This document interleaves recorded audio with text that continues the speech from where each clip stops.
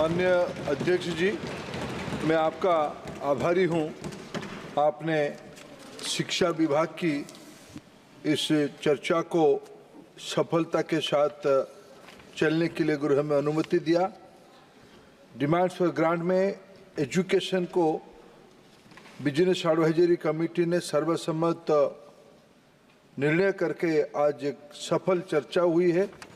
कुल 44 honourable MP ने इसमें अपने बहुमूल्य सुझाव दिए, अपने विचार रखे, आलोचना किए, समालोचना किए। शायद ये अच्छी बात है। प्रजातंत्र में सभी प्रकार के विचार संसद में चर्चा होनी चाहिए। आपने इस चर्चा को अनुमति भी दिया। अध्यक्ष जी, शिक्षा ऐसे एक विषय है, भारत में लगभग सभी परिवारों में इसकी संपर्क है। आंगनबाड़ी हो या राष्ट्रीय शिक्षा नीति में नए सिरे से सोचा गया बाल वाटिका की कल्पना हो या शहरों में प्ले स्कूल की कल्पना हो, उस आयु से लेकर हायर रिसर्च तक। अध्यक्ष जी, हायर रिसर्च क्यों? शिक्षा ऐसे एक विषय है, व्यक्ति जीवन की अंतिम क्षण तक विद्यार्थी बने रहता तो फायदा रहता है। इसलिए सभी लोग शिक्षा से जुड़े रहते हैं। और भारत जैसे देश में जिसकी आधार ही शिक्षा, अगर भारत की सभ्यता को हमें अगर मूल्यांकन करना है, इसकी क्या क्या खूबियां हैं, अनेक खूबियों में अगर सबसे पहला खूबी कोई आएगी तो भारत की शिक्षा व्यवस्था आएगी, जिसके कारण भारत में संस्कार, भारत में परंपरा, भारत में नवाचार की एक निरंतर प्रक्रिया जारी रहा है। आज हम लोग इस सदन में सभी मान्यवर सदस्यों ने उसी स्पिरिट को आगे बढ़ाते हुए अपने अपने प्रजातांत्रिक अधिकार को रखते हुए सब अपने विचार रखे। मैं सभी को आभार प्रकट करता हूं। विशेष करके हमें अच्छा लगा इस सदन में जो पहले बार इस पक्ष से हो या उस पक्ष से हो, जो नए सदस्य आए हैं, उनकी मैं विचार सुन रहा था। सभी की विचार आदरणीय है, सभी के विचार बड़े उच्च कोटि के होते थे। सभी को मैं स्वीकार भी करता हूं। भले ही कुछ प्रतिपक्ष की नए सदस्य अपना मत फ्रैंकली रखे, शायद हमको उनको लगा कि हम उनको नापसंद करेंगे, लेकिन आप की अनुमति से मैं बड़ी विनम्रता से कहना चाहूँगा, ये सारे विचार में हम अच्छा ही क्या हो सकता है उसकी निश्चित रूप में मैं पहले आश्वस्त करता हूँ इस सदन को, निश्चित रूप में हम सभी विचारों को स्वीकार करेंगे और जो इस समाज और देश के लिए अच्छा होगा उसके लिए करेंगे। अध्यक्ष जी, पिछले दिनों में जिसके बारे में 29 तारीख को एक हम लोगों के लिए महत्वपूर्ण दिन गया, राष्ट्रीय शिक्षा नीति 2020 की 4 साल की हम जन्मदिन मनाए 29 जुलाई 2024 को।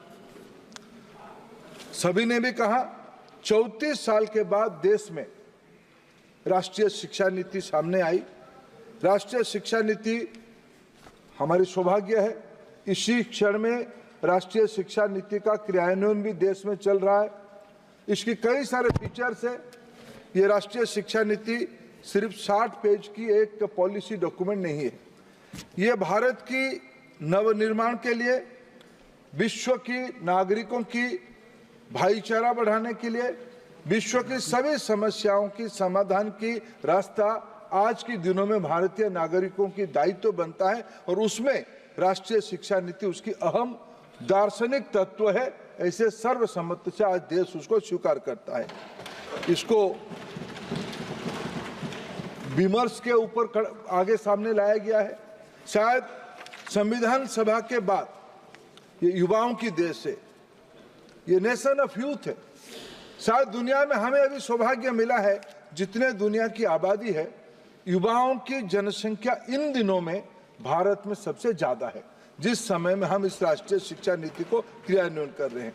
मैं पहले 1-2 विषय क्लैरिफाई करूं और हाउस को आश्वस्त करूं कि पिछले दिनों में जितना वित्तीय प्रबंधन होता था, मैं एक तथ्य आपके सामने जिम्मेवारी के साथ कहूं, 2013-14 में शिक्षा के ऊपर, हाँ ये बात सही है, कोठारी कमीशन से लेके अभी की राष्ट्रीय नीति तक, शिक्षा नीति तक सभी ने आग्रह किया कि अच्छा होता कि अगर हम जीडीपी के 6 खर्चा करते।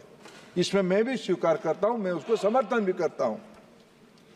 अध्यक्ष जी, 2013-14 में जीडीपी की 3.84 खर्चा होती थी। अभी तक जो लेटेस्ट जीडीपी के खर्चे यानी राज्यों के खर्चे को भी शामिल करना पड़ता है, इसकी कैलकुलेशन ऐसी होती है। जो अभी तक पब्लिक डोमेन में 2021 की एक्चुअल डाटा है, तब तक यानी हमारी सरकार की लगभग 7-8 साल के उपरांत उसकी वे 4.64 है। हम टुवर्ड 6% पहुंचेंगे, यह हमारा विश्वास है। जिस ढंग से देश की अर्थनीति की ग्रोथ हो रही है, जिस ढंग से हम एक $5 ट्रिलियन इकोनॉमी से लेके 2047 तक $30 ट्रिलियन की इकोनॉमी की कल्पना कर पा रहे हैं, इसमें कोई दो मत नहीं। अगर हम शिक्षा पे ज्यादा निवेश करेंगे तभी तो जाके हम उस लक्ष्य को पूरा कर पाएंगे। उस दिशा में मैं मानता हूं शायद सही प्रवास है। अभी अगर मैं और एक तथ्य आपके सामने रखूं, 13-14 में राज्य और केंद्र दोनों की मिला के सारे बजट को मैं आपकी पवित्र गृह में इस तथ्य रखूं, 4.3 लाख करोड़ रुपया खर्चा होता था, जो बढ़ के आज लगभग 9.19 लाख करोड़ रुपया हो चुका है। ये एब्सोल्यूट ग्रोथ है, नेट ग्रोथ है। अध्यक्ष जी, इसी साल बजट में केवल शिक्षा में 1,20,000 करोड़ रुपया खर्चा हुई है। रोजगार के विभिन्न आयामों में लगभग 22,000 करोड़ रुपया की वित्तीय व्यवस्था किया गया है। महत्वाकांक्षी स्किल डेवलपमेंट में केंद्र सरकार, राज्य भी अलग खर्चा करते हैं, केंद्र सरकार 4,520 करोड़, समूचा 1,48,000 करोड़ रुपया की व्यवस्था इसी साल की बजट में हुई है। इतना ही नहीं, केवल अगर मैं उसको स्टैटिस्टिक्स के साथ कन्वर्ट करूं, 2013-14 में जितना खर्चा होता था और इस साल की वित्तीय प्रबंधन जितना हुई है, उसमें 78% की ग्रोथ हुई है स्कूल हायर एजुकेशन में। और स्कूल एजुकेशन को अगर मैं कहूं, 13-14 में जितना खर्चा होता था और आज की स्पेंडिंग, इसमें 40% की ग्रोथ हुई है। और पिछले इस साल का खर्चा और पिछले साल की तुलना करें, ये 8 और 7% की ग्रोथ हुई है। स्कूल में 7, हायर एजुकेशन में 8। अभी मेरे मित्र ओवैसी जी नहीं है, वो कोट कर रहे थे कि नहीं हायर एजुकेशन में घट गया। तथ्य ऐसा नहीं है, शायद उनकी जानकारी सुधार लेते तो अच्छा होता। बजट की जो व्यवस्था है। अध्यक्ष जी, मैं हमारी एजुकेशन पॉलिसी की, राष्ट्रीय शिक्षा नीति की जो इस बजट में जिसके बारे में भरपूर सोचा गया है, शिक्षा को एक्सेसिबल करना, शिक्षा इक्विटेबल हो, शिक्षा अफोर्डेबल हो, शिक्षा क्वालिटेटिव हो और शिक्षा अकाउंटेबिलिटी के साथ रहे, ये 5 पिलर के ऊपर शिक्षा की व्यवस्था को सोची गई है। मैं अगर शिक्षा की एक्सेसिबिलिटी में एक तथ्य आपके सामने रखना उचित मानता हूं इस गृह के सामने। अध्यक्ष जी, जब 2013-14 में हम लोग दायित्व में आए, तब हमारे सामने यूनिवर्सिटी की संख्या क्या था? हमारे सामने यूनिवर्सिटी की संख्या कुल मिला के था 760। 14-15 में इस देश में यूनिवर्सिटी की संख्या था 760, जो अभी बढ़ के 54% की ग्रोथ हुई है, 1168 हुई है। ये यूनिवर्सिटियों की मैं आपको तथ्य देता हूं। अगर मैं समूचा हायर एजुकेशन इंस्टीट्यूशंस की सूची आपके सामने रखूं, अध्यक्ष जी,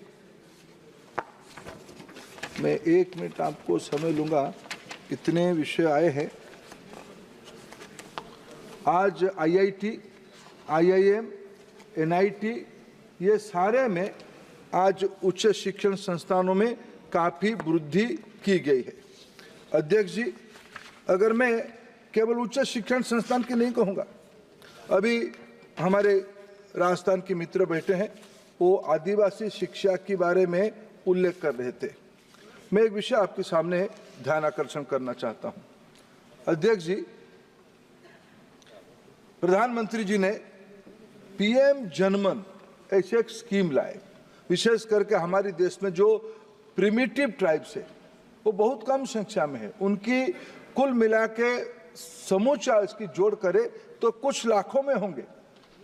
ये वोट को कोई प्रभावित नहीं करते हैं, लेकिन प्रधानमंत्री नरेंद्र मोदी जी के नेतृत्व में चलने वाले सरकार सबके साथ सबकी विकास की बात कहती है, तो हम कहते हैं, जो कहते हैं उसको करते हैं। मैं उसके एक ही उदाहरण दूंगा।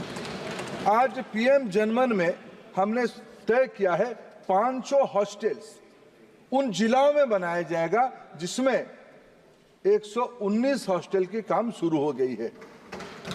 ये आदिवासी शिक्षा के प्रति हमारी प्रतिबद्धता है।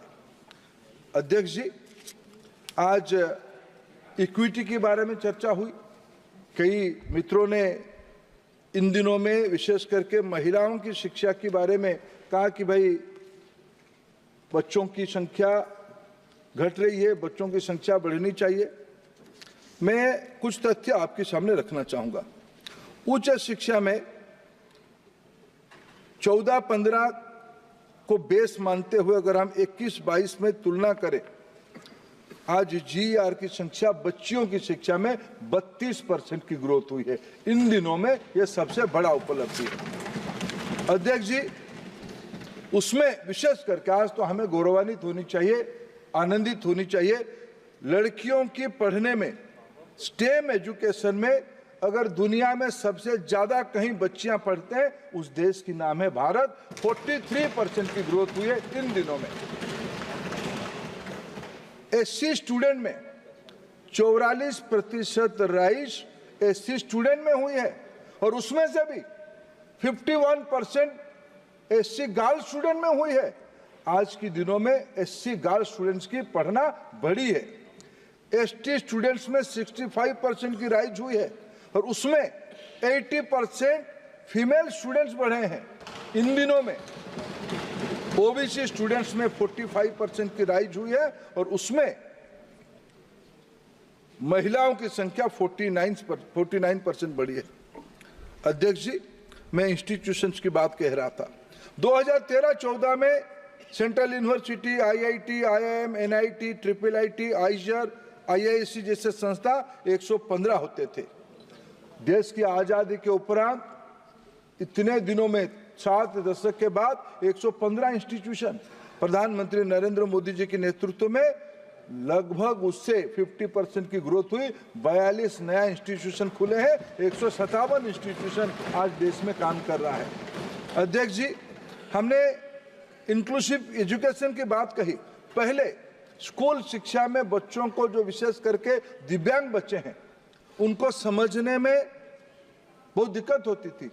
हमने राष्ट्रीय शिक्षा नीति की परामर्श के तहत इंडियन साइन लैंग्वेज को डेवलप किया।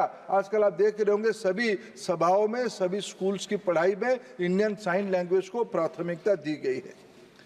अध्यक्ष जी, आज के दिनों में चिल्ड्रेन विथ स्पेशल नीड, दिव्यांग बच्चों के लिए लगभग 27% स्कूल तक हमारी कवरेज बढ़ चुकी है। अभी मेरे मित्र ओवैसी जी कह रहे थे, बच्चियों की, विशेष करके मुस्लिम बच्चियों की पढ़ने की संख्या घटी है।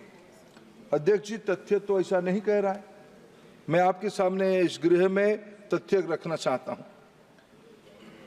यूडाइस की रिपोर्ट के तहत जो स्कूली शिक्षा की एक आकलन करता है, इसमें प्राइमरी और अपर प्राइमरी में जो ट्रांजिशन होती है क्लास 5 to 6, इसको सर ट्रांजिशन एक रेशियो हम ट्रांजिशन रेट निकालते हैं।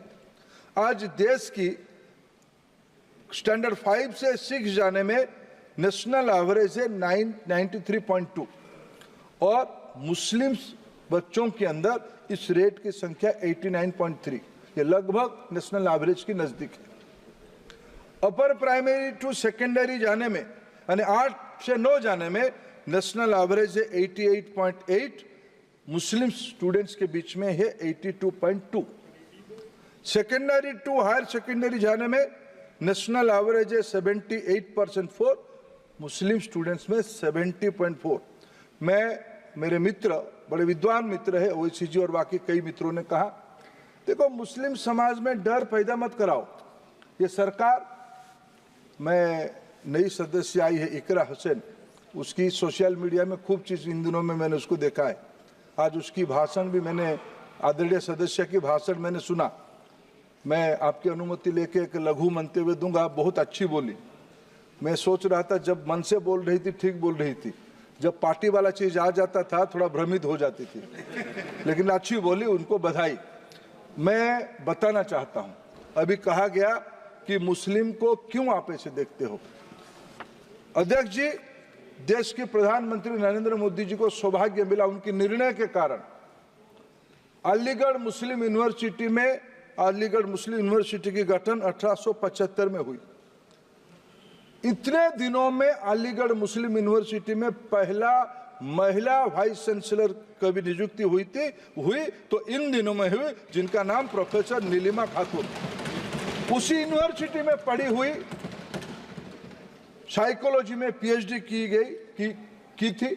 उसी एक जाने माने प्रोफेसर को इसी सरकार के दौरान योग्यता के आधार पे, खैरात नहीं, किसी की अभी कहा जाता था भाई आप आरएसएस के लोगों को ले आते हो, ऐसा नहीं, ये कोई आरएसएस की है नहीं। योग्यता के आधार पे मुस्लिम महिला बढ़ती है, हमें सभी को नाज होनी चाहिए, गौरव होनी चाहिए। इस सरकार ने निष्पक्ष हमारी कोई भेदभाव की भावना नहीं है। आपकी एक दृष्टिकोण है, आपकी एक चश्मा है डराने का, भय पैदा करने का, आपके कुछ उद्देश्य होगा। लंबे समय चलने वाला ये सब चीज नहीं है। जावेद भाई आप मेरे प्रिय हो, आप बैठो। नहीं, जावेद भाई भी मेरे प्रिय है सर। अभी अध्यक्ष जी, देश में गुणात्मक शिक्षा सभी की दायित्व है। पहले अभी किसी सदस्य ने कहा कि भाई ये 6 साल के बच्चों को आप पढ़ाते हो, बाकी उसके पहले क्या होगा। पहले क्या होता था अध्यक्ष जी, 10+2 की मॉडल था। 10वीं तक पढ़ेंगे, फिर 11, 12, 12वीं तक जाएंगे, ये स्कूल की पीरियड था। मैं मानता हूं राष्ट्रीय शिक्षा नीति वैश्विक की आवश्यकता को देखते हुए एक महत्वपूर्ण फैसला किया है। अभी पैटर्न होगा 5+3+3+4, यानी ये 15 साल हो गया, 12 साल अभी 15 साल हो गया। क्यों? क्योंकि आयु, अभी वैज्ञानिक साइकोलॉजिस्ट ने और विशेषज्ञों ने यह कहा कि बच्चा आयु 8 तक पहुंचते उसके मानसिक विकास की 85% पूर्णांग हो जाते, 85% ब्रेन डेवलप हो जाते बाय ईयर ऑफ 8। यानी अगर हम उसको क्लास 3 में एक शिक्षा के वातावरण में पढ़ने, नाच गाने के माध्यम से, खिलौना के माध्यम से, कहानी के माध्यम से उनको हम कुछ प्रशिक्षण में जोड़ेंगे, कुछ एक अनुशासन में जोड़ेंगे, तो उनके मानसिक विकास अच्छा होगा। इसीलिए सरकार ने राष्ट्रीय शिक्षा नीति की रिकमेंडेशंस को पालन करते हुए बाल वाटिका की कल्पना किया है। बाल वाटिका 1, 2, 3, फिर 6वीं आयु 6 से क्लास 1 शुरू होगी। सर, ये इसके कारण हमारी बच्चों की क्रिटिकल थिंकिंग पावर आने वाले दिनों में बढ़ने वाला है। ये काम देश में शुरू कर दिया गया है। PM-3 के बारे में अनेक माननीय सदस्यों ने उल्लेख किया। PM-3 14,500 स्कूल्स, 27,360 करोड़ रुपया व्यय के अंदर, इसको आने वाले दिनों में कई राज्यों में इसकी क्रियान्वयन शुरू हो गया है और आने वाले दिनों में उसको तेजी लाया जाएगा। अध्यक्ष जी, इन दिनों में महिला शिक्षक और शिक्षिका की संख्या में इंक्रीज हुई है। 13-14 में देश में महिला टीचर्स की संख्या 38.25 लाख होते थे, ये लगभग आज 48.76 लाख हो गए। पूरा टीचर संख्या के लगभग आधे तक हो गए। इस सरकार ने, कई सदस्यों ने, माननीय सदस्यों ने सुझाव दिया कि जब तक शिक्षकों की कैपेसिटी नहीं बढ़ेगी तब तक ये सारी चीज कैसे होगा। इस सरकार ने 613 डाइट है जिलाओं में। मौजूदा शिक्षकों की कैपेसिटी बढ़ाने के लिए, डाइट को सेंटर ऑफ एक्सीलेंस करने के लिए भारत सरकार की ओर से समग्र शिक्षा में वित्तीय प्रबंधन की व्यवस्था किया है। ऐसे ही हायर एजुकेशन में शिक्षक की कैपेसिटी बढ़े, टीचर्स ट्रेनिंग सेंटर्स बने। मालवीय मिशन के नाम पे देश में 117 टीचर्स कैपेसिटी के लिए नया सेंटर्स खोले गए। National professional standard of teachers के लिए SOP निकाला गया है। अध्यक्ष जी, अभी के समय में टेक्नोलॉजी एक महत्वपूर्ण विषय है। टेक्नोलॉजी हम लोगों की जिंदगी का अहम हिस्सा बन चुका है। पीएम ई विद्या के तहत देश में डेडिकेट भाषा आधारित टीवी चैनल के माध्यम से दीक्षा, स्वयं प्रभा, समर्थ ऐसे टेक्नोलॉजी प्लेटफॉर्म के माध्यम से शिक्षा को अकाउंटेबल कराने सरकारी स्कूलों में। मैं जब कहता हूं ये सरकारी स्कूल्स के बारे में कहता हूं, सरकारी कॉलेजेस के बारे में कहता हूं। अध्यक्ष जी, अकाउंटेबिलिटी के लिए हम लोगों ने अनेक नए उपक्रम शुरू किए हैं। आज आवश्यकता है एनईपी की कुछ थ्रस्ट एरिया है। अगर मैं उसमें 2 चीज उल्लेख करूं, हमारी शिक्षा को धीरे धीरे डिग्री बेस्ड एजुकेशन से कॉम्पिटेंसी बेस्ड एजुकेशन की ओर लेके जाना पड़ेगा। शिक्षा और तालीम दोनों परिपूरक है। शिक्षा जितना महत्वपूर्ण है, तालीम उतना ही महत्वपूर्ण है। स्किल्ड नहीं होंगे तो अभी के समय में जो दुनिया की परिवर्तन हो रहा है, हमारे बच्चे पिछड़ जाएंगे। इसको ध्यान में रखते हुए 6वीं श्रेणी से, क्लास 6 से स्किल एजुकेशन को, वोकेशनल एजुकेशन को और आधुनिक skill, AI, robotics, VR, AR, blockchain, इस प्रकार की शिक्षा से लेके जिसमें रोजगार मिल पाएगा, एंटरप्रेन्योरशिप बढ़ पाएगा, ऐसे स्किल्स की प्रमोशन की कल्पना की गई है। अध्यक्ष जी, अटल इनोवेशन मिशन ये इस सरकार की एक नई उपक्रम है। हमारे देश की बच्चों के अंदर एक इनोवेशन करने की इनहेरेंट कैपेसिटी उनकी डीएनए में है। भारत की बच्चा कुछ भी हाथ में आएगा उसमें से कुछ बनाने की दक्षता रखती है। ये कई बार प्रमाणित हुई है। इसको एजुकेशन की, विशेष करके स्कूल एजुकेशन की फॉर्मल सिस्टम पे लाके, जो आइसोलेशन में कुछ एक लैबोरेटरी होता था, उसको एक मिशन मोड पे अटल इनोवेशन मिशन, अटल टिंकरिंग लैब, इसको एक जन आंदोलन के रूप में स्कूल्स में, उसमें मेंटर की व्यवस्था, उसमें लोकल इंडस्ट्री की पार्टिसिपेशन, इसकी एक कल्पना की गई है शिक्षा नीति में। अध्यक्ष जी, सरकार ने थ्रस्ट दिया है रिसर्च एंड डेवलपमेंट। हमारे देश में नेशनल रिसर्च फाउंडेशन की गठन किया गया है। माननीय प्रधानमंत्री उसकी स्वयं नेतृत्व कर रहे हैं। अध्यक्ष जी, हमारे देश में इंडस्ट्री, एकेडमिया और पॉलिसी मेकर, ये तीनों लोगों की नेटवर्क ठीक से हो, इसलिए कल भी मैंने राज्यसभा में चर्चा करते हुए एक विशेष विषय में राज्यसभा ने रुचि लेकर चर्चा किया, प्रोफेसर ऑफ प्रैक्टिस। समाज जीवन के अनेक प्रमुख लोगों को पढ़ाने की अपने एक दायित्व मानते हैं। उनको फॉर्मल एजुकेशन सिस्टम पे लेके आना, टाइम बाउंड पीरियड के लिए लेके आना, अनुरोध करके लेके आना, ये इस सरकार की एक रणनीति बनी है। हमने इस पे जोर दिया है।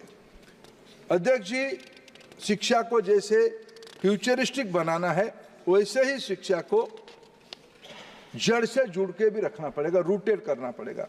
इसकी मूल लिंक होगा भाषा। मैं आपको बड़े विनम्रता के साथ कहूं, अभी की राष्ट्रीय शिक्षा नीति और विशेष करके माननीय प्रधानमंत्री जी की आग्रह के कारण उनकी वक्तव्य को मैं उद्धृत करना चाहूंगा। हमारे देश में भाषा को लेकर कई प्रकार के विमर्श हुए हैं। मोदी जी की सरकार इस विषय में स्पष्ट है। भारत की सभी भाषा राष्ट्रीय भाषा है।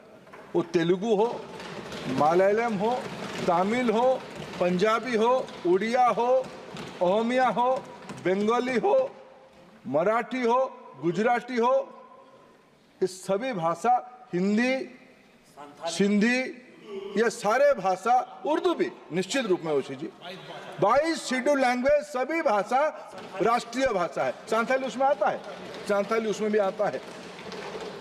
राष्ट्रीय शिक्षा नीति की स्पष्ट मानना है, बच्चा अगर क्लास 5 तक अपने ही मातृभाषा या अपनी स्थानीय भाषा में पढ़ेगा, तब उसकी क्रिटिकल थिंकिंग की शुरुआत होगी। क्लास 8 तक उसमें मातृभाषा में पढ़े तो अच्छा है, लेकिन क्लास 5 तक पढ़े, यह उसकी एक प्रकार से प्रमुख रिकमेंडेशन है। मैं इस सदन को आपके माध्यम से निवेदन करना चाहता हूं, हमारे देश की बच्चों को वैश्विक नेतृत्व लेने के लिए, ग्लोबल लीडरशिप के लिए, ग्लोबल रिस्पॉन्सिबिलिटी के लिए अगर ज्यादा बच्चे इनोवेटर बनेंगे, ज्यादा बच्चे वेल्थ क्रिएटर बनेंगे, एंटरप्रेन्योर बनेंगे, तब जाके हम एक बड़ा सुपर पावर बन पाएंगे। इसीलिए हमारी भाषा को महत्व देना इस शिक्षा नीति की एक प्रमुख उद्देश्य है। इन दिनों में बहुत सारे लोकल लैंग्वेज के बारे में भारत सरकार ने प्राइमर बनाया है, 2 भाषी बनाया है। आज तक भारत की 77 स्थानीय भाषा पे भारत सरकार की एनसीईआरटी ने प्राइमर्स बनाया है। अध्यक्ष जी, आज जेई हो, नीट हो, सीयूईटी हो, ऐसे 13 मातृभाषा और स्थानीय भाषा में आज परीक्षाएं होते हैं। अभी कई सारे मित्रों ने एक वितर्क को या उसको कैसे कहूँ, उस शब्द को मैं शायद मेरे पास शब्द नहीं हो रहा है, अभी बड़े आक्रामकता के साथ सभी ने कहा कि भाई आप चीज़ों को एक आइडियोलॉजिकल एंगल से दिखते हो। ऐसा नहीं अध्यक्ष जी, हम भारत की ज्ञान परंपरा आधारित हमारी शिक्षा बने। मैं इस सदन में एक विषय को फिर कई बार दोहराया हूँ, आज भी आपकी अनुमति से दोहराऊंगा। हम सभी लोगों को एक चीज़ को भूलना नहीं चाहिए।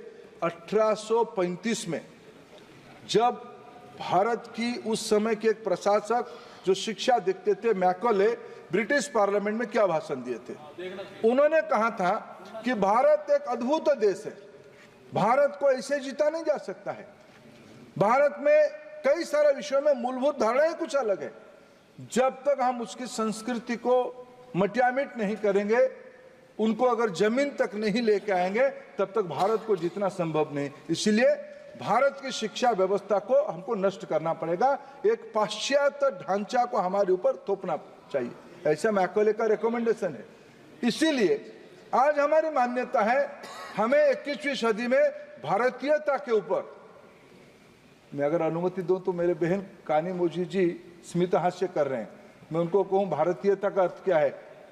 तिरुकुरुर को सभी भाषाओं में कानीमोझी पढ़ाना मेरे लिए भारतीयता है। शायद आप उसमें सहमत होंगे। तिरुवल्लुर की साहित्य को देश भर में ले जाना, शायद ये मेरे लिए भारतीयता है। मैं अध्यक्ष जी श्री अरविंद को, इससे तो खुश हो जाएगी, दूसरे आपने बोल दी ना नाराज जाएगी। सर मैं अध्यक्ष जी, वास्तव में कोई भेद है नहीं है, भेद तो है राजनीतिक कारण से। They're doing that. Honorable member, you must know we're exactly doing that. मैं अभी श्री अरविंद जी को कोट करना चाहता हूं। मेरे मित्र ओवैसी जी भी आगे, अच्छा लगा, ओवैसी जी के साथ थोड़ा रहने से अच्छा लगता है। श्री अरविंद कहते हैं शिक्षा के बारे में, education should be in accordance, Shri Arvind ji को मैं कोट करता हूं, education should be in accordance with the needs of modern life, but include the core ideas and method of ancient education. अध्यक्ष जी, इसमें क्यों चिंता होनी चाहिए? किसमें क्या आइडियोलॉजी है? अगर मैं तिरुकरुर की बात कहूं, अगर मैं तिरुवल्लुर की बात करूं, अगर मैं श्री अरविंद की वैश्विक कल्पना को सामने रखूं, ये तो कोई आइडियोलॉजी नहीं है। नहीं, एक बात बताइए, कोई भी दल की सरकार आइडियोलॉजी से आती है ना, विचारधारा को लेकर चलते हो ना।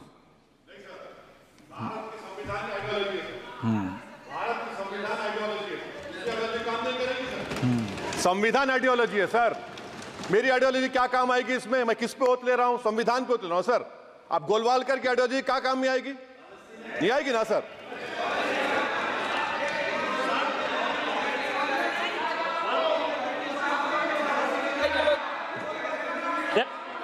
हाँ, आप बोलिए निशिकांत जी। सारी पॉलिटिकल पार्टी अपना मैनिफेस्टो घोषणा पत्र लेके जनता के सामने जाती है और जनता विचारधारा के आधार पर उसको वोट करती है और उसी को इम्प्लीमेंट करना उस सरकार का काम है जो उस विचारधारा।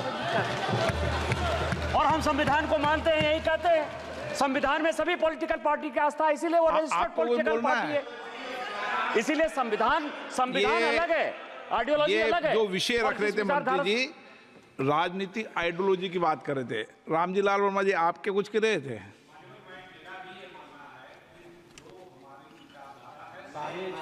काय की विचारधारा आपकी? संविधान की भी है। संविधान की विचारधारा की बात नहीं हुई, संविधान की विचारधारा तो एक ही है। संविधान के अनुसार हम चलेंगे। संविधान की जो मूल भावना है उसको हम विकृत नहीं करेंगे। वही हमारा उद्देश्य होना चाहिए। संबित पात्रा जी, कभी क्या संसद बिल्कुल ज्ञानवान भी होती रहनी चाहिए। सभापति महोदय, आपने जो कहा कि सभी पार्टियां अपनी अपनी विचारधारा को लेकर जनता के बीच में जाती है, अपने विचारधारा के माध्यम से चुन कर आती है, जनता जनार्दन है, मैं इसका समर्थन करता हूं। और इसके पीछे का मूल भाव है संविधान समुद्र है, वह महासमुद्र है जिसमें सारी आइडियोलॉजीज आके समाहित तो होती है। चाहे हमारी आइडियोलॉजी है चाहे उनकी आइडियोलॉजी है, उनको समाहित अंततोगत्वा समुद्र में ही होना पड़ेगा। और दुनिया में भारत का एक ऐसा संविधान है जिसमें सभी जातियां, धर्म, भाषा की मान्यता है। ये ताकत भारत के संविधान की। और संसद भी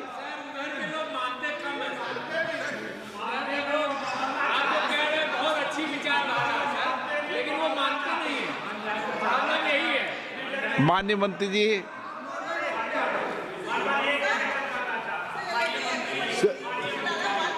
प्लीज मैं आपको दे दूंगा, प्लीज आप क्या बोलना चाहती, बोलिए बोलिए बोलिए। कनिमोजी जी अब बोलेंगे, माइक अब चालू होगा mic.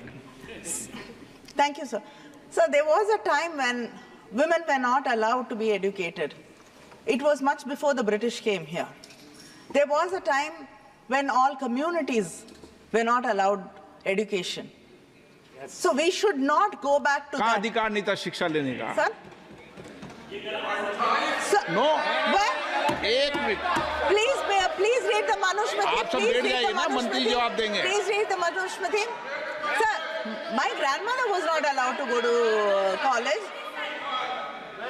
Sir, every caste and community. Bharat के संविधान में एक मिनट, भारत I के am not संविधान talking में about the कभी भी Constitution, sir. I'm talking वर्ग before- और लिंग के आधार पर हमने शिक्षा का बंटवारा कभी नहीं किया। माननीय मंत्री जी, अध्यक्ष जी, अब तमिलनाडु में किया हो तो पता नहीं मुझे, बाकी यहाँ तो नहीं किया देश में।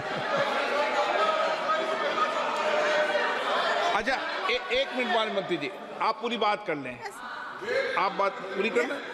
Sir, आपकी कहा कि आपकी माता जी को विद्यालय में grandmother. जाने के लिए रोका, ग्रैंड मदर को।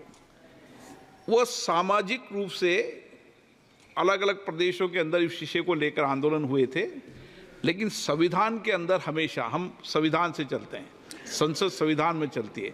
संविधान में कभी किसी को रोकने का अधिकार संविधान में कभी नहीं रहा, डिबेट में नहीं रहा। yes, sir. Sir, Baba Saheb Ambedkar said that caste system. 52 के पहले तो अंग्रेजों का सर, राज था, उसके लिए तो लड़ाई लड़ी अपन ने। Sir, caste system is not the division of labor, but it's a division of laborers. So we should remember that. I am not saying today we are not, the house doesn't run on constitution, but there were days when caste system was the rule of the land. Yes. We cannot go back to that. Today, social justice is what the constitution upholds. And that is what I'm talking about. Arjun Meghwal जी, करो तो हाँ, अध्यक्ष जी, जो आपने विषय रखा, एक line आपका माइक थोड़ी बंद कर रहा हूं। एक लाइन में मैं कहता हूं कि राजनीतिक दल विचारधारा पर आधारित बने हैं, बनते हैं। संसार में शासन संविधान के अनुसार चलता है। ओके, माननीय मंत्री जी अब बैठ जाइए, आप बैठ जाइए। अध्यक्ष जी, आपकी प्रति आप परंपरा की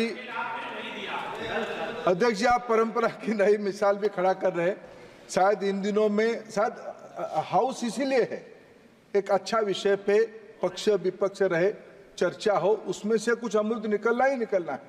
सब डेमोक्रेसी के ही शर्त है साहब। भारत के अंदर ही डेमोक्रेसी से ही हम आज 400 करोड़ से 48 लाख करोड़ तक के बजट को बढ़े हैं। अध्यक्ष जी, मैं फिर आदरणीय सदस्य को एक बात याद दिलाता हूं, उन्हीं के राज्य की एक, मैंने जितना शायद मेरा इच्छा है कि मैं तमिलनाडु की भाषा को पढ़ूं, समझूं और तमिलनाडु की सभ्यता को और जानूं।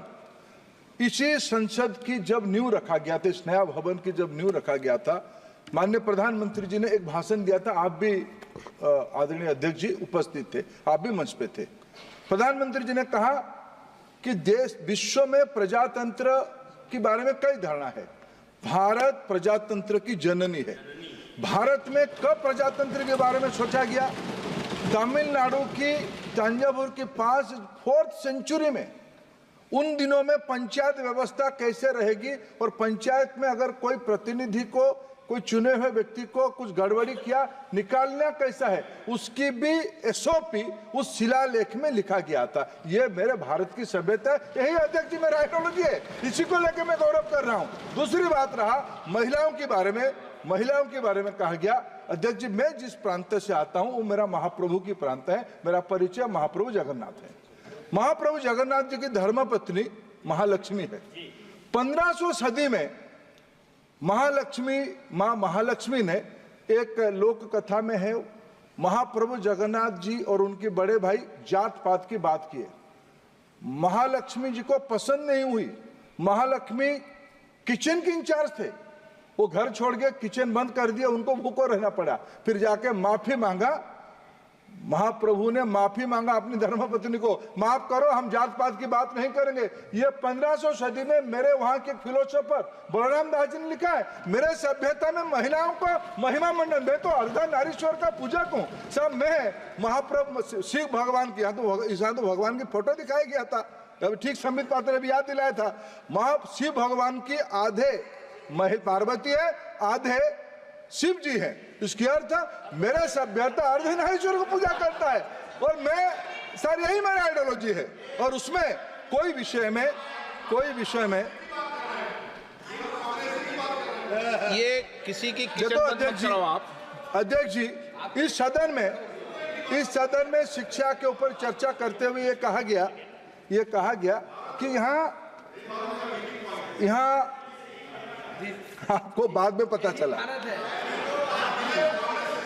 नो, देश के लिए मिले हैं। देखो, हम तो देश के विकास करने के लिए आपको तो नेता बनाना चाहते हैं, आप आगे बढ़ो, इसकी चिंता मत करो। देश को आगे ले जाने के लिए हम किसी के हमारी भाई, आपके मन में विद्वेष है, आपके मन में असूया है, आपके मन में असहिष्णुता है, मेरे मन में कुछ नहीं है, मेरे नेता के मन में कुछ नहीं है। हम ऐसे बिरादरी के लोग हैं, देश को आगे बढ़ाने के लिए कुछ भी करेंगे। आदरणीय लालजी वर्मा साहब, हाँ बोलिए। ओबीसी जी, कहा था लोग तुम्हारी दुश्मनी से डरते हैं, मैं तुम्हारी दोस्ती से डरता हूं।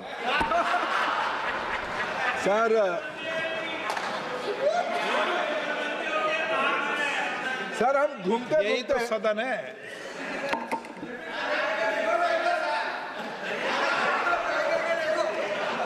अध्यक्ष जी, अभी उच्च शिक्षा विभाग में सामाजिक न्याय के बारे में चर्चा किया गया। सर, मैं आज बड़े जिम्मेवारी के साथ, लालजी वर्मा साहब हमारे देश की सामाजिक न्याय आंदोलन की एक अच्छे कार्यकर्ता है, मैं उनको सालों से जानता हूं, व्यक्तिगत हमारा परिचय अभी अभी हुआ, लेकिन सर वो भी उठाते हैं। मैं एक तथ्य आपके सामने रखना चाहता हूं। वर्मा जी, कुछ विषय को, सत्य को भी स्वीकार करना चाहिए। पिछले दिनों में हमारी सरकार ने क्या होता है कि अध्यापक पद निरंतर खाली हो जाता है, रिटायर करते हैं, फिर नए लोगों को भरना पड़ता है, रिटायर करते हैं, नए लोगों को भरना पड़ता है। इन दिनों में लगभग 39,315 अध्यापक और नॉन टीचिंग स्टाफ को हमारी सरकार ने इन दिनों में, पिछले 2 साल के अंदर हमने नियुक्ति दिया है। और एक नीतिगत बात मैं कहना चाहता हूं। नीतिगत बात यह है, मैं इस सदन के सामने सभी सदस्यों को कहना चाहता हूं। सब लोग बड़े आग्रह से कहते हैं, भाई गिनाते हैं, एससी की पोस्ट इतने खाली हैं, एसटी की पोस्ट इतने खाली हैं, ओबीसी की पोस्ट इतने खाली हैं। साहब, ये पोस्ट कब से खाली है? पहली बात इन्होंने किसी सदस्य, कोई माननीय सदस्य ने कहा कि नॉट फाउंड सुइटेबल, एनएफएस वाला कोटा लगा देते हैं। सर, ये व्यवस्था को बंद कौन किया? देशवानक प्रधानमंत्री सदन में, उस सदन में दायित्व लिए थे। देश का पहला प्रधानमंत्री श्री नरेंद्र मोदी जी 2019 में कानून लाते हैं, the central education institution reservation in teachers cadre act 2019। उसमें पहला शर्त रहता है नॉट फाउंड सुइटेबल वाला व्यवस्था रहेगा ही नहीं। अगर नहीं मिलता है, please please please Lalji Verma ji, मैं आपको इतना आदर करके कहा, डेमोक्रेसी को इतना तो प्रेम करिए थोड़ा। मैं आपकी सारे बात सुन लूंगा, आपको मेरे सारा विषय चर्चा, मेरे तथ्य को सुनिए पहले। साहब, हमने खाली रखा है। पिछले दिनों में क्या होता था, SC ST OBC के नाम पे रहता था, एक बार इंटरव्यू को कॉल किया, 2 बार इंटरव्यू का नोटिस दिया, तीसरे बार not found suitable general category भरते थे। मोदी जी की सरकार आने के बाद इसको खाली रखा और भरेंगे हम लोग। हमने PhD, पहले असिस्टेंट प्रोफेसर की पोस्ट के लिए PhD की अनिवार्यता, हमने उस PhD की अनिवार्यता को खत्म किया है। ये हमने किया है। ये रातों रात नहीं होता है साहब। दूसरा मैं उदाहरण देना चाहता हूं। पहले जो केंद्र की 15% कोटा रहता था नीट UG में, सभी मेडिकल कॉलेजेस में, उसमें ये व्यवस्था तो, रिजर्वेशन की व्यवस्था तो संविधान प्रदत्त है, कई सालों से आया। क्या सर उसमें OBC विद्यार्थियों के लिए कोई कोटा था लालजी साहब? 2021 में नरेंद्र मोदी जी की सरकार देश में मेडिकल शिक्षा में 27% आरक्षण रखा है। ज्योति जी आप बैठ जाए। ज्योति जी मेरे बहन चुप बैठो। अध्यक्ष जी, यह सरकार सामाजिक न्याय के प्रति प्रतिबद्ध वाला सरकार है। हम भाषण नहीं देते हैं। सामाजिक न्याय में एक परिवार की न्याय को हम आगे बढ़ाने वाले नहीं है। सामाजिक न्याय में दलित, वंचित, गरीब, महिला, निष्पेषित लोगों की दायित्व लेने वाले हम लोग हैं, इसलिए हमने करके दिखाया। अध्यक्ष जी, 1 मिनट। माननीय मंत्री जी, माननीय सदस्यों, सभा की सहमति हो तो सभा की कार्रवाई मंत्री जी के रिप्लाई के बाद जो शून्यकाल, जिनके लिस्टेड शून्यकाल निकले थे और नहीं हो पाए थे, उनके लिए 1 घंटे की समय दिया जाएगा। बाकी बचे शून्यकाल को बढ़ा दिया जाएगा। अभी 9 बजे तक की कार्रवाई बढ़ाई जाती है। अध्यक्ष जी, 0 ओवर लेंगे, आपका 0 ओवर निशिकांत जी, सबसे अंतिम में आपका लेंगे। अध्यक्ष जी, यहाँ हमारे हाउस की वरिष्ठ सदस्य आदरणीय सौगतदा अभी नहीं है। सौगतदा की एक आलोचना की एक शैली है, मैं उसको स्वीकार भी करता हूँ, स्वागत भी करता हूँ। और मैं उड़ीसा का हूँ, उनको ना पहचानूं तो कौन पहचानेगा? और हम उड़िया लोग उनको पहचानते ठीक से, वो कैसे बात करते हैं, क्यों बात करते हैं, व्यक्ति को ऊंचा करते हैं नीचा करते हैं, हम उड़िया लोग जानते हैं सब। उन्होंने कहा कि आप इंस्टीट्यूशन बर्बाद करते हो। दादा, आप ही के राज्य में देश की एक बहुत बड़ा इंस्टीट्यूशन था, उसका नाम है जादवपुर यूनिवर्सिटी। भारत सरकार उसको IOE का मान्यता दिया, इंस्टीट्यूट ऑफ एमिनेंस का मान्यता दिया। इंस्टीट्यूट ऑफ एमिनेंस की मान्यता मिलने से 1000 करोड़ रुपया मिलता है भारत सरकार से पूरा। क्यों नहीं मना किया आपको लेने के लिए? हमने तो कोई शर्त नहीं रखा था, आपको योग्य माना, आपने क्यों नहीं लिया? और 2 साल पहले, पिछले साल जादवपुर यूनिवर्सिटी में एक ग्रामीण इलाका का बच्चा को रिगिंग करके उसकी जान जाने तक नौबत आई। क्या कलकत्ता की पुलिस उस कैंपस में घुस पाई? अब बात करते हो, दुनिया को ज्ञान मानते हो। आपकी नाक के नीचे जादवपुर यूनिवर्सिटी की स्थिति क्या हुआ, कभी दिखाया आपने? सर, शिक्षा, आप मंत्री जी उनके बेटे ने जवाब मत दो। देखो ये तो अच्छा तरीका है ना, आप तो कुछ प्रश्न उठाओगे, उसके उत्तर देने से फिर आप कहोगे नहीं चंद्रमंडल में क्या हुआ।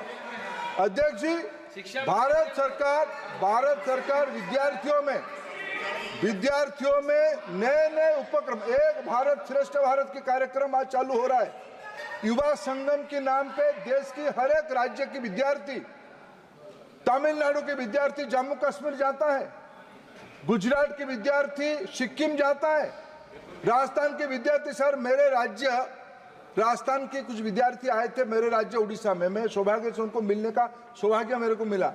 एक लड़का उसमें कहा, सर मेरे जिंदगी में मैं दरिया कभी नहीं देखा था, आई नेवर सॉ ए सी, मैं समुद्र नहीं देखा था। सर उड़ीसा कैसे बच्चे गया राजस्थान, उन्होंने कहा साहब शाम कब होगा, हम इंतजार करते थे, हमारे वहां तो शाम 5:30 बजे हो जाता है, सूर्यास्त तो 5:30 6 बजे तक हो जाए। सर 7:30 8 हो गया, शाम को सूर्यास्त नहीं हो रहा है। सर ऐसे अनुभव युवा संगम में हमारे देश के बच्चों को हमारी शिक्षा विभाग ने दिलवाया। सर आज मैं चुंबक में 1-2 बात कहने का कोशिश किया। सर अभी परीक्षा में तनाव ये हटे ये घटे, ये सभी अभिभावकों की प्रायोरिटी है।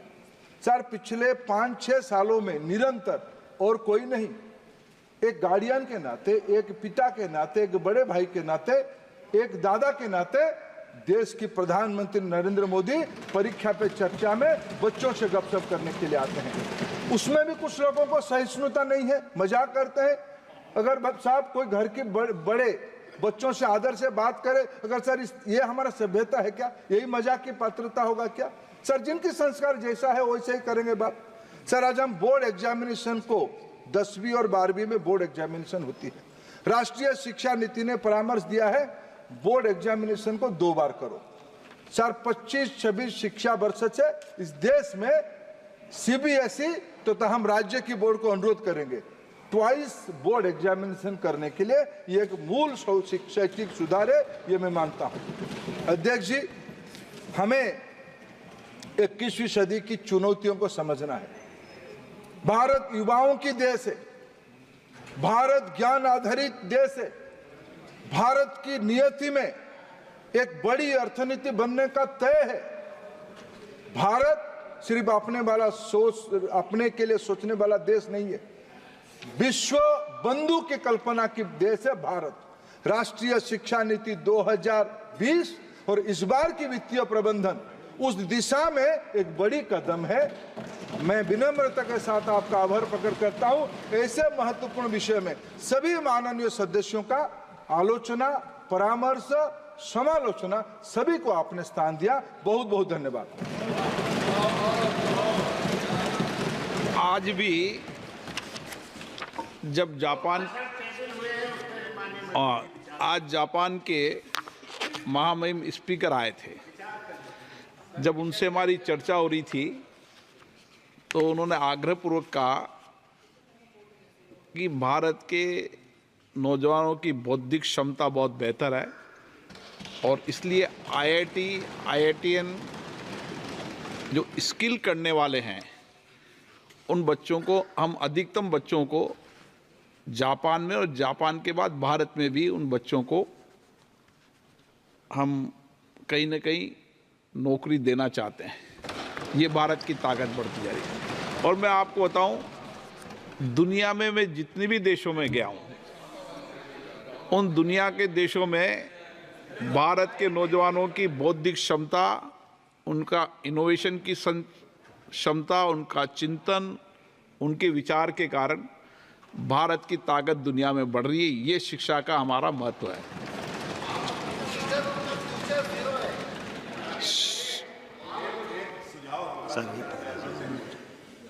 सुझाव एक मेरा बोलो। माननीय अध्यक्ष जी, धन्यवाद आपका। शिक्षा का कितना महत्व है इसके बारे में सबको बताया, माननीय मंत्री जी ने बताया। हम उत्तर प्रदेश से आते हैं। उत्तर प्रदेश के अंदर आज भी ऐसे गांव हैं जहां पे स्कूल नहीं पहुंचे। ओके। दूसरा, माननीय अध्यक्ष जी, और मैं माननीय मंत्री जी से एक आग्रह करूंगा कि माननीय मंत्री जी उत्तर प्रदेश के प्राइमरी स्कूलों को भी देख के उनका व्यवस्था कैसे सुधरेगी, इस पे थोड़ा जरूर